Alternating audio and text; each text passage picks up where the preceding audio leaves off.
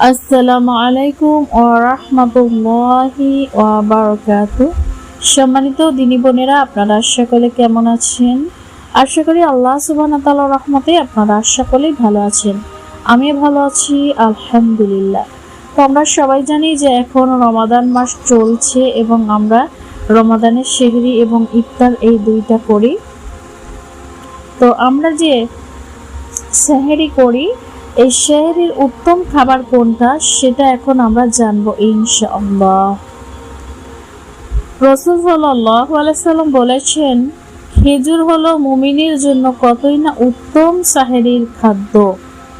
আবু দাউদের হাদিস নম্বর 2345। তাহলে এইখান থেকে আমরা এই হাদিস থেকে আমরা জানতে পারলাম যে উত্তম সেহরির খাবার হচ্ছে খেজুর। অতএব সেহরিতে আমরা অন্তত 8টি খেজুর খেয়ে এই সুন্দর সুন্নতটাকে জীবিত রাখবো ইনশাআল্লাহ।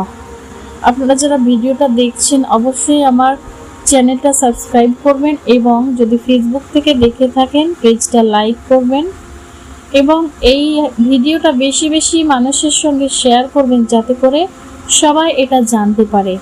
সবাই ভালো থাকবেন, সুস্থ